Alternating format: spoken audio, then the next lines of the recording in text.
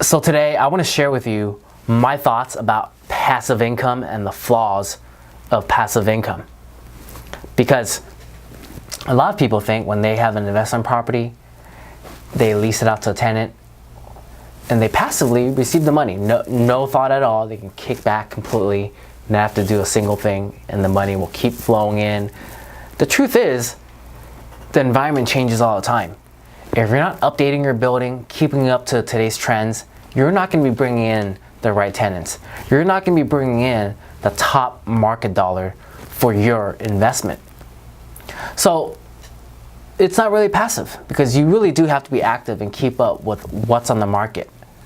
And the solution to address a lot of that, where you can make it more passive, is having a property manager.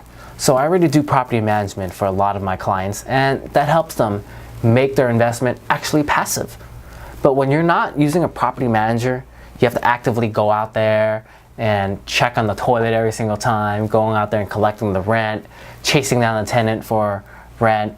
And trust me, that happens a lot. In fact, a majority of the times, I would say half the times, they always try to have some excuse to why they cannot pay rent. So you have to actively actually go after them for rent, unless you hire a property manager.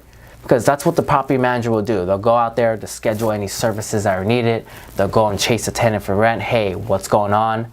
Rent is due on the 1st. Today's the 6th. Where on earth is the rent?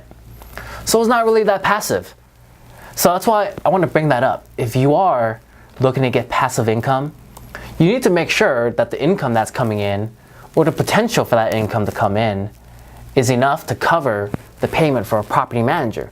And the property management fees, it ranges. If you're looking at traditional management, it could be from 6% to 10%, depending on how much you want them to do. Do you want them to receive all your tax bills and then write out the check to the tax assessor to pay for your bill? Or if you want the bills to still go to you and you write out the check to the tax assessor.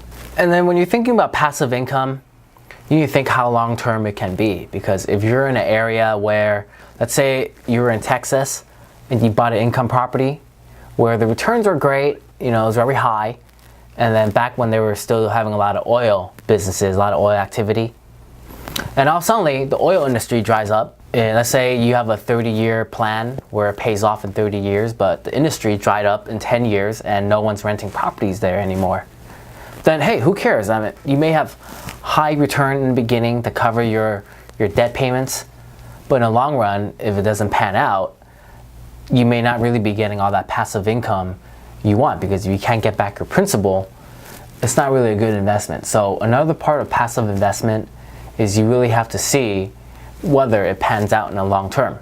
You have to keep up with the trends. You have to keep reading and studying up on the trends in the areas. Otherwise, you end up losing money in the long run. And that's not the passive income that you want, right? The passive income you want is something where the building maintains its value long term and you continue receiving rental income coming in. So that's why areas that are like LA, Santa Monica, your return to cap rate is very low. Sometimes you see something as low as 3%, but it is very reliable. People will always want to come in over there.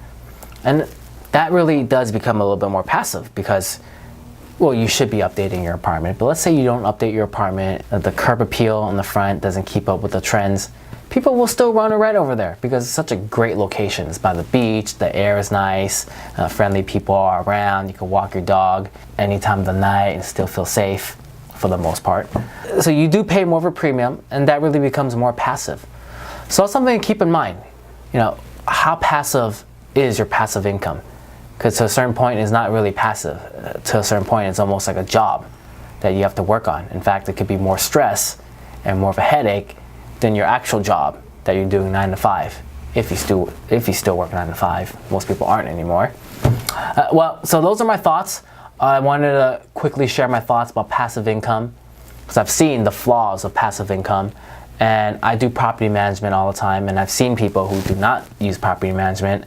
They end up selling the property because they feel like so much headache, but they don't realize there's a better solution. If you have a property management company in place, they can help you determine, hey, it's a good time to raise your rents.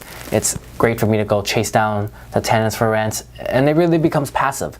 It's no longer a headache. That's why a lot of people with apartments, sometimes they sell. They feel like it's too much of a headache. I can't handle this. I might as well sell it. But if you do the math, if you have a property manager in place and they can keep up the market and the trends and continue increasing the rents the right way, they're able to chase down the tenants and get in the monthly rent payments that are due, and then it pans out. You know, the money you bring in, it covers the property management, and you still have more money left over. You are having your cup of prosperity overflow. Hey, so that's it for today, for my thoughts. If you have any questions, hey, reach out to me. We'll sit down together and we'll analyze your goals and look for the right investment for you. You take care and talk to you soon.